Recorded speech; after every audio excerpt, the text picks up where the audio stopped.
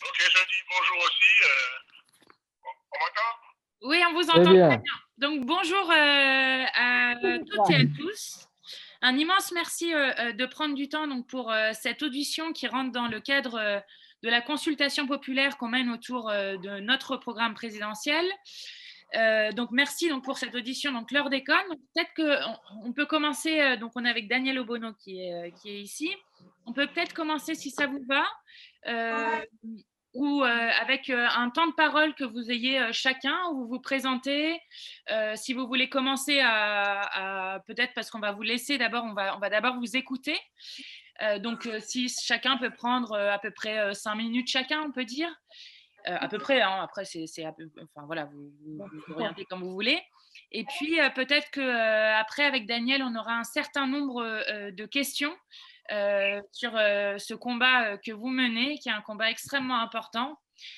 Donc, je vous remercie encore. Et puis, je ne sais pas qui veut commencer. Ou Daniel, tu veux dire un petit mot avant? Non, je veux peut-être m'associer aux remerciements. Très heureuse de pouvoir retrouver des visages familiers et puis très, très heureuse aussi de pouvoir entendre vos analyses et puis vos propositions parce que c'est vraiment de cette matière-là associative des premières personnes concernées et impliquées dans ce combat. C'est à partir de ça que nous, on travaille au niveau parlementaire. Et donc merci encore. Et puis, on vous écoute sur ce sujet. Et puis, je propose juste pour que ça soit bien clair pour l'audition qu'on coupe le micro quand on ne parle pas et puis qu'on le remette quand on parle. Comme ça, on s'entend bien. Et puis, s'il y a des petits bruits comme ça fonctionne, ça fonctionne bien. Je ne sais pas qui veut commencer. Je vais commencer, Mathilde. Super. J'étais en train de me dire, est-ce que c'est peut-être pas mon mobile qui fait ça par rapport à la connexion avec Philippe? Philippe, tu nous entends là? Oui, j'entends bien, j'entends moins bien les autres. Est-ce que peut-être. Il faut que tu t'arrêtes. Que... Il faut que tu t'arrêtes parce que bon, mon mobile, il fait interférence, je pense. OK? Ah, d'accord. Bon. Arrête-toi et ensuite reviens parce que le mobile fait de l'interférence. OK? Ok, je m'arrête. Alors, est-ce que tu peux renvoyer le lien peut-être? Alors, Marie, renvoie s'il te plaît à Philippe le lien. OK? Parce qu'il est sur la route. Tu m'as entendu? Je m'arrive à te l'envoyer. OK? Ok, merci. OK.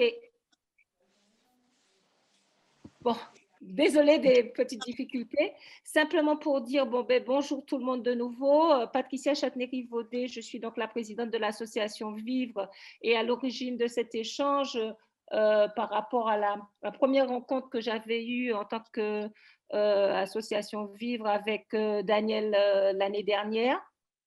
Et en fait, nous lancions, à l'époque, nous étions en train de lancer l'action collective conjointe dont Maître Legvac, Christophe va vous expliquer un petit peu quelle était notre démarche. Et c'est une action contre l'État au titre du préjudice moral d'anxiété, qui est une action civile. Et donc, nous avons démarré l'association, notre association est relativement jeune, parce que nous l'avons créée, en fait, j'ai cherché à créer cette association après avoir perdu plusieurs membres de ma famille de cancer et de maladies métaboliques probablement liées à toutes ces pollutions-là. Et aussi parce que j'ai aussi des amis qui sont artisans, qui sont pêcheurs, qui sont agriculteurs, dont certains parents qui sont pêcheurs sur le sud de la Grande Terre. Et j'étais très alarmée aussi parce que quand j'étais à l'École nationale de la santé publique, j'avais échangé avec un professeur de médecine qui m'avait alerté sur le niveau de pollution qu'il y avait aux Antilles, en disant que oui, on se mobilise beaucoup pour l'économique, ce qui est bien, mais que pour la santé, ça devait devenir très urgent parce qu'il y avait un niveau de pollution qui était alarmant et que le scandale du chlordécone est beaucoup plus inquiétant que ce que l'État ne le dit. Et il avait raison parce qu'on s'est rendu compte, bien entendu, qu'il y a encore ce produit circule encore sur les Antilles, probablement encore enfoui un peu partout. Et qu'aujourd'hui, depuis hier, il y a eu encore une alerte qu'on ne peut pas consommer de l'eau parce que sur le sud Basse-Terre, il y a des résidus de chlordécone qui ont été trouvés dans l'eau de boisson, ce qu'on appelle l'eau de robinet, et il y a une alerte pour que les personnes donc, ne puissent pas boire. Alors, les personnes, c'est tout un bassin, hein. C'est tout un bassin, je ne sais plus combien ça représente, puisque c'est une communauté d'agglomération. Pourquoi je parle de ça? Parce que c'est plus que jamais l'actualité. Et cette actualité nous montre bien qu'il y a un gros problème, c'est qu'au-delà de tout l'historique, qui est vraiment un historique néocolonial, hein, bien entendu, et de cet empoisonnement, il est au quotidien dans nos vies, au quotidien. Et il est tellement au quotidien qu'il touche tout. Il touche bien entendu la santé, les organismes vivants, la biodiversité, il touche l'économique et il touche bien entendu tout ce qui concerne les situations les plus injustes, c'est-à-dire les personnes les plus pauvres qui n'ont pas les moyens d'acheter de l'eau tous les jours et qui sont confrontés, soit certains boivent l'eau, soit certains réchauffent l'eau, enfin bon, voilà quoi. Voilà. Et donc, c'est pour ça que nous, notre procédure est en cours. Christophe vous parlera de la procédure action collective. Jean-Marie, sur tout ce qui concerne la situation par rapport à nos démarches. Nous, le plan Chlordécone 4, on y a participé parce que nous, on se présente toujours quand l'État nous convoque parce qu'il n'est pas possible de dire qu'on n'est pas pris en compte et de ne pas y aller. Donc, nous, on y va.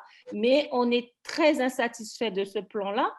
Bien entendu, il y a des avancées, hein, puisqu'il y a quand même un fonds d'indemnisation phytosanitaire qui est sorti et qui va profiter à tous nos camarades ouvriers agricoles, bien entendu avec une démarche qui va être relativement lourde. C'est la démarche de la reconnaissance de cette maladie-là par rapport à tout ce qu'il convient de faire quand on a une déclaration de maladie professionnelle. Mais au moins, ça a le mérite d'exister. Toutefois, aussi, ce qui nous dérange aussi, c'est que la population générale n'est pas prise en compte pour l'instant. Et c'est 95 à 92% de la population de la Guadeloupe et de la Martinique qui sont concernés. Voilà, donc pour l'instant, c'est ce que je peux dire. Et pour terminer, nous avons donc, au-delà de la Guadeloupe, nous avons cherché à rentrer en contact donc, avec d'autres organisations, associations qui sont dans le même combat, parce que nous avons bien compris que le face-à-face État et chaque association, c'est un face-à-face qui est trop léger, qu'il faut vraiment s'unir au-delà des difficultés de relationnel ou de compréhension. Et donc là, on a mis en place donc, ce principe d'internationalisation du combat, puisqu'on a sorti un appel international que vous avez dû voir. Et donc, on est en contact avec le CRAN sur la France, notre avocat sur la France, le Lionnage pour dépôts Martinique, Philippe vous en parlera, c'est une trentaine d'associations. Et puis d'autres associations qui arrivent, on a donc le collectif des ouvriers agricoles dont on a vu la dynamique, donc nous échangeons aussi et nous les avons invités aujourd'hui. Voilà. Alors, je vais peut-être enchaîner. Avec oui. plaisir. Donc, oui. Donc, bonsoir à tous. Donc, merci Patricia et merci, je remercie tous ceux qui sont ici, Mathilde, Daniel, on s'est déjà rencontrés, et puis toutes les autres personnes, Jean-Marie, Canel. Bonsoir tout le monde, Christophe. Simplement, donc moi je suis Ghislain V2, donc je suis le président du CRAN, donc le Conseil représentatif des associations noires que vous connaissez. Donc le CRAN lutte contre les discriminations et le racisme. Le CRAN est anticolonial, le CRAN est décolonial, le CRAN est aussi panafricain. Donc, il nous a semblé tout naturel de nous inscrire dans ce combat. Alors, pour faire juste un petit historique, donc en 2007, déjà, le premier président du CRAN, Patrick Lozès, avait été chargé d'une commission sur le chlordécone et donc il avait arrêté de travailler là-dessus parce qu'il n'était pas d'accord, parce qu'il y avait trop d'opacité sur ce qui se passait. Et donc, je remercie Patricia qui nous a contactés il y a un peu plus d'1 an maintenant pour que nous puissions travailler là-dessus. 2 ans, oui, ça passe tellement vite. Et donc, nous nous sommes mobilisés. Nous avons fait beaucoup d'actions ensemble, en commun, que ce soit ici en Hexagone, je ne vais pas dire la France, puisque la Guadeloupe et la Martinique, c'est la France. En Hexagone, nous avons fait beaucoup d'actions, que ce soit des conférences à la Sorbonne, des conférences en Guadeloupe, des conférences en Martinique. Et en début d'année, on a aussi fait une conférence à Lyon avec Synergie. Et donc, notre rôle est aussi de mobiliser toutes les forces politique et publique. Donc, la conférence que nous avons organisée à Lyon, c'était le 6 mars, donc c'était avec la députée Michèle Rivasi. Bien sûr, le CRAN, nous ne sommes pas partisans, mais nous avons vocation à être là aussi, à discuter avec tout le monde, avec toutes les forces vives, pour pouvoir faire avancer la problématique du chlordécone. Et une fois qu'on a dit cela, parce que nous, on parle entre personnes concernées, donc on sait de quoi on parle, mais peut-être qu'il faut rappeler un peu à ceux qui vont nous écouter ce que c'est le chlordécone. Donc le chlordécone, c'est ce pesticide qui a été interdit d'être épandu en France depuis, dans les années 70, et grâce ou à cause d'une dérogation qu'avait donnée le ministre de l'Agriculture à l'époque, qui était Jacques Chirac, en 1973, eh bien, ce pesticide a continué à être épandu en Guadeloupe et en Martinique, dans les Outre-mer. Donc, les conséquences, il faut les rappeler, les sols, les eaux et les mers sont pollués de minimum 300 ans à plus de 700 ans. Ça, c'est pour le volet écologique. Et puis, les populations à hauteur de plus de 90% sont contaminés. Donc, il en résulte, Patricia l'a dit tout à l'heure, des maladies qui touchent la population, des personnes qui meurent. Et donc, il faut le dire, pourquoi est-ce qu'on s'est engagé aussi là-dessus? Parce que nous travaillons sur les discriminations dans le domaine de la santé. Et donc, c'est très clairement un cas de discrimination massif dans le domaine de la santé.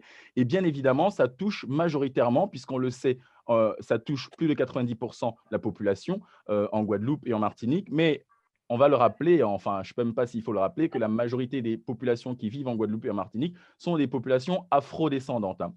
Donc, et bien sûr, cette histoire est aussi, du chlordécone est aussi en lien très directement avec l'histoire coloniale de la Guadeloupe et la Martinique, parce que ce pesticide était utilisé pour la culture, si j'ose dire, de la banane. Voilà. Donc, c'est pour cela que nous nous inscrivons naturellement dans ce combat, et avec notre avocat, Maître Christophe Léguevec, qui est là aussi aujourd'hui.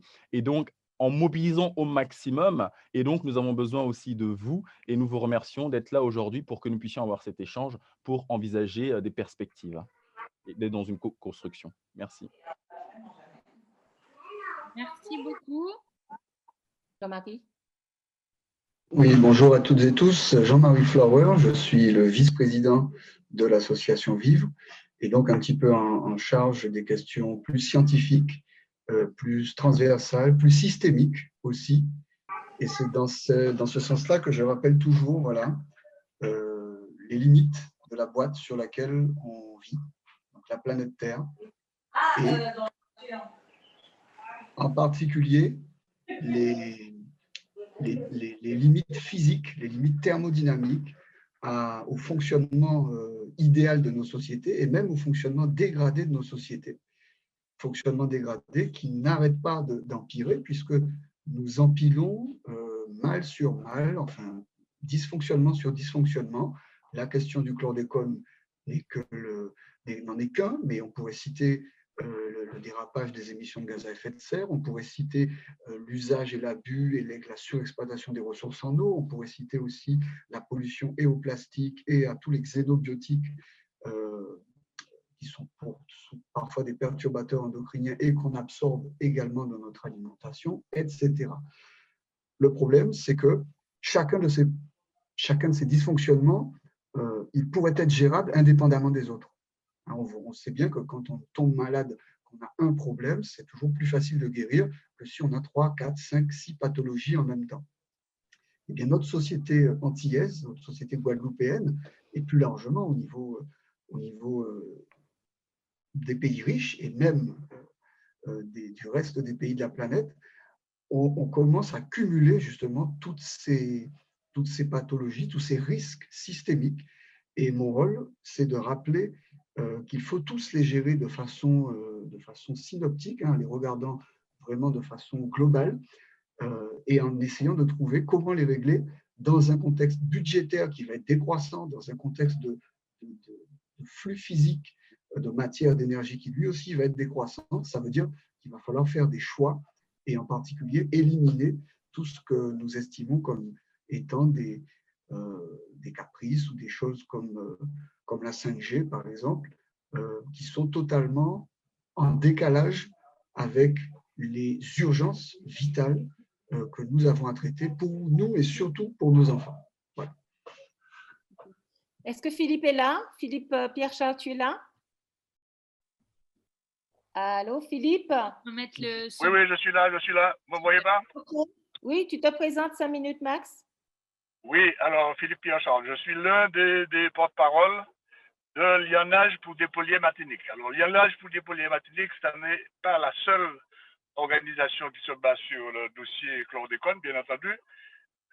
Notre particularité, c'est que nous sommes un regroupement d'organisations syndicales, écologistes, politiques, de femmes, d'agriculteurs, de médecins, de citoyens. Donc, c'est un mouvement qui s'est créé à la suite d'un forum social il y a 2 ans et demi et qui a multiplié les manifestations, les interventions. Et justement, je suis en train d'aller à une manifestation que nous faisons dans la ville de Trinité. Nous avons fait d'autres ailleurs, à Fort-de-France il y a à peu près un mois. Là, maintenant, c'est dans la ville de Trinité. Et nous aurons manifestation dans les rues, intervention, prise de parole et puis partie artistique. Et notre particularité, c'est que justement, nous essayons, nous appelons à un rassemblement de toutes les forces qui se battent sur ce dossier, aussi bien l'aspect judiciaire que l'aspect des ouvriers agricoles, de l'aspect des transformations qu'il faut dans l'agriculture, des mesures qu'il faut prendre dans la santé, en particulier à l'égard des femmes. On veut qu'il y ait le rassemblement de toutes les forces qui se battent, quelles que soient les nuances, les différences ou même les divergences, parce que le problème, l'enjeu est colossal et on n'aura pas trop de toutes nos forces.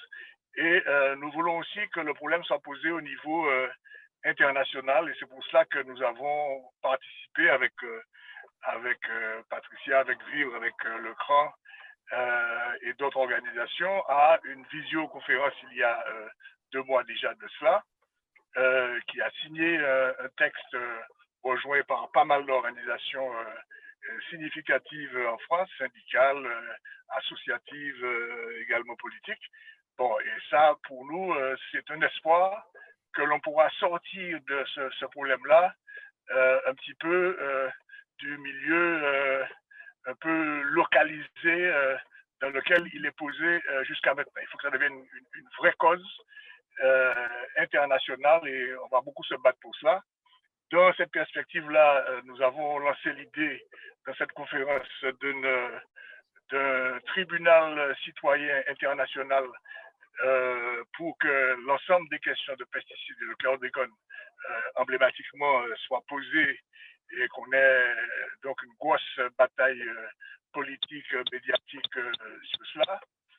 Nous avons commencé à prendre des contacts qui marchent assez bien, aussi bien dans le milieu judiciaire en France que ici sur place en Martinique. Je crois qu'on pourra faire quelque chose d'intéressant.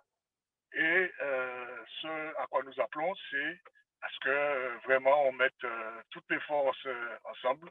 Le problème chlordécone, il a beaucoup d'aspects, il y a beaucoup de volets. Il y a le volet évidemment des victimes, premières victimes chronologiquement, les ouvriers agricoles qui semaient les produits toxiques, ensuite la population qui a absorbé, ensuite les activités économiques qui ont été complètement atteintes par ça, les marins pêcheurs, les agriculteurs. Bon, et puis il faut profiter de cela pour lancer un nouveau modèle agricole, un nouveau modèle de production qui évidemment va au-delà du capitalisme sauvage et colonial qui règne chez nous. C'est un petit peu ça nos idées. Alors évidemment, vu notre diversité, il faut toujours un temps, une discussion pour arriver à des choses, mais l'avantage et l'intérêt, c'est que eh bien, ça peut concerner, toucher des milliers, des dizaines de milliers de gens. Et c'est vraiment notre ambition, c'est qu'ensemble, on s'y mette pour frapper fort et sortir de cette catastrophe qui est peut-être l'un des défis les plus importants qui nous est posé depuis l'éruption de la montagne Pelée en 1902. Merci Philippe. Alors Christophe, je vais donner la parole à nos amis du collectif et ensuite toi tu vas boucler sur le tour des présentations. Ok. Alors Canel, c'est à toi. Oui, merci Patricia. Merci à vous tous et vous toutes pour assister à cette réunion et pour l'invitation. Alors, Canal Fourdrinier, chargé de communication du collectif des ouvriers agricoles empoisonnés par les pesticides. Donc, c'est un collectif qui a été constitué afin que soit prise en compte la situation très particulière des ouvriers agricoles qui, jusqu'alors, étaient complètement oubliés au sein des débats sur l'empoisonnement. Sont membres de droit du collectif les ouvriers et les ouvrières concernés, aussi bien à la retraite qu'en activité, mais aussi leurs ayants droit, puisque nombre d'ouvriers et d'ouvrières sont décédés de pathologies directement liées à leur exposition aux produits phytosanitaires et continueront malheureusement à décéder au vu de l'état sanitaire de cette population. Ce collectif il est appuyé par 3 commissions de travail, donc une commission sanitaire, une commission juridique et une commission communication. Donc ce collectif, il a été créé en septembre 2019 à l'initiative d'ouvriers et d'ouvrières, mais aussi d'enfants d'ouvriers et d'ouvrières qui sont décédés et faisait partie de ces ouvriers et des ouvriers qui ont mené la grève de 1974 dans les bananeraies, puisque l'action du collectif s'inscrit dans un contexte post-esclavagiste, puisque la particularité des ouvriers et des ouvrières en Martinique résulte du fait que les descendants des maîtres esclavagistes sont les employeurs des ouvriers et des ouvrières, puisque les béquets concentrent 80% de la sole bananière. Les ouvriers et les ouvrières se sont insurgés en 1974 parce qu'ils ont été contraints d'épandre les produits phytosanitaires à main nue, sans aucune protection. Donc nous, si on parle de collectif des ouvriers empoisonnés par les pesticides et pas par le chlordécone, c'est parce que de 1960 à nos jours, plus d'une soixantaine de substances actives ont été employées dans les bananeraies, toutes plus nocives les unes que les autres, y compris le chlordécone. Donc, il a fallu attendre les années 85-90 pour que les ouvriers et les ouvrières puissent avoir des protections afin de travailler dans les conditions que prévoit le Code du travail. Le collectif a mené une enquête de terrain qui a débuté il y a plusieurs mois et qui s'achèvera le 31 décembre. Donc, on a rencontré à ce jour presque 300 ouvriers et ouvrières, mais seuls 70 questionnaires d'enquête ont pu être formellement remplis.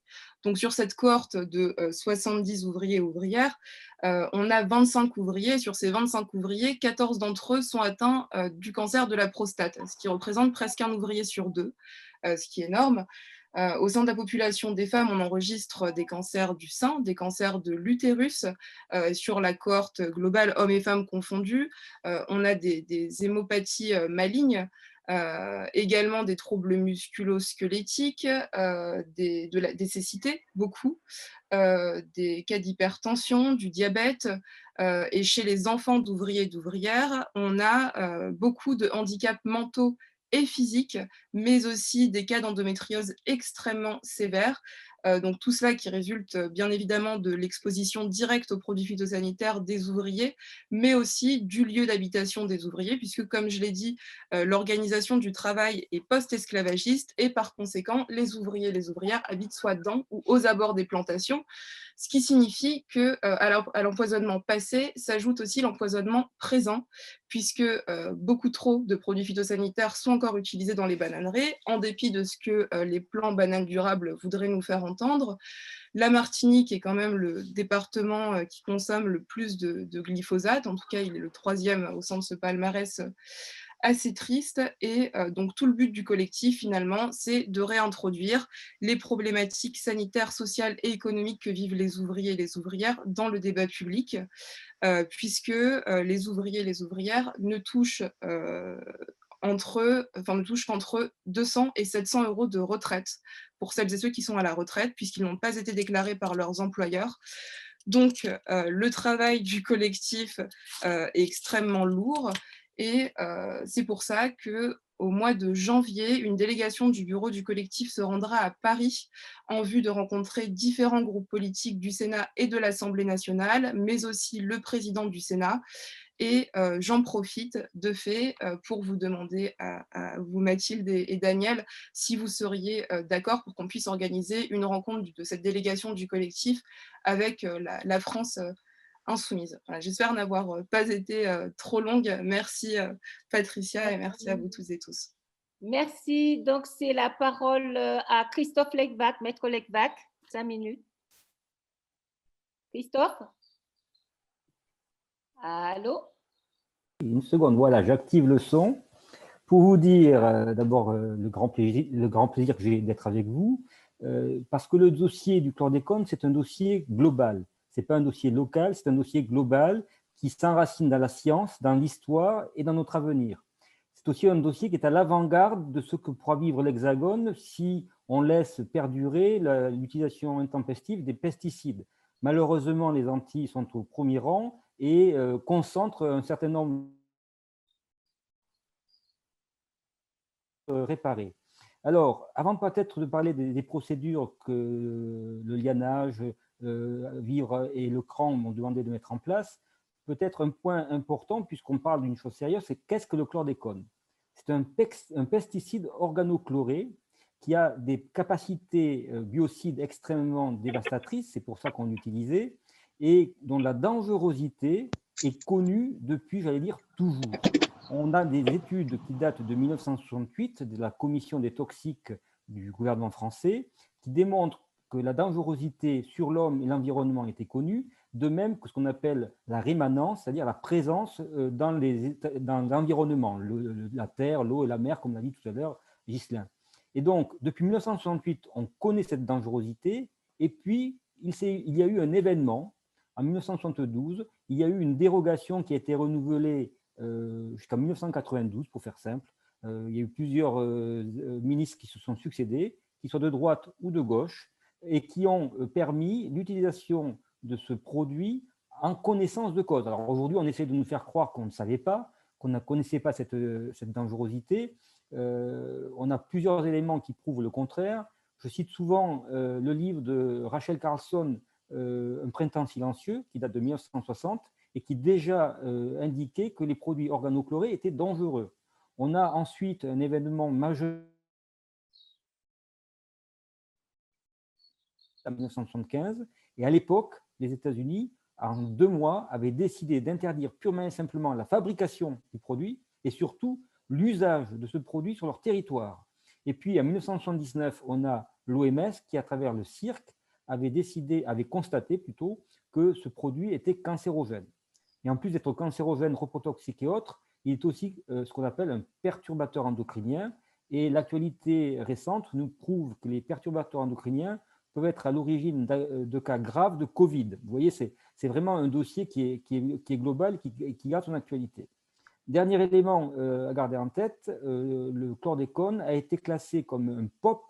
Ce n'est pas du tout sympathique, c'est un polluant organique persistant. Et à ce titre, la Convention de Stockholm en interdit à la fois la fabrication et l'usage. Donc voilà quelques éléments déjà basiques à savoir. Et donc, lorsque les différentes associations sont venues me consulter, elles m'ont expliqué qu'il y avait déjà une procédure pénale qui était en cours depuis des années, je crois que c'est depuis 15 ans, et elles voulaient qu'on trouve une solution un petit peu innovante qui permette, sans perturber la procédure pénale, de faire avancer les choses. Et on s'est dit, tiens, mais parmi les principaux responsables, pas le seul, mais les principaux, il y a l'État. L'État qui a laissé faire, peut-être parce qu'il y avait des complicités, j'allais dire presque organiques, des complicités institutionnelles entre les familles Becquet et les pouvoirs politiques successifs, l'État a laissé se répandre ce produit, ce poison, et on veut chercher sa responsabilité. Et donc, l'idée, ça a été de lancer ce qu'on a appelé une action collective qui a réuni plus de 2000 participants, ce qui est beaucoup sur le territoire, qui réclament à l'État l'indemnisation du préjudice moral. Pourquoi le préjudice moral? Parce que justement, on ne voulait pas rentrer dans des débats sur d'expertise médicale pour savoir si telle ou telle personne avait été exposée et si son cancer était lié à cette exposition. Ça, c'est un dossier en soi compliqué qui va concerner bien évidemment les salariés et les ouvriers des bananeraies, les ouvriers et les ouvrières, et qui fera l'objet d'un débat en soi. On a plutôt situé le débat sur ce qu'on a appelé le préjudice moral. Qu'est-ce que c'est que le préjudice moral? C'est le préjudice d'anxiété, c'est le fait que l'État a un discours, encore une fois, contradictoire.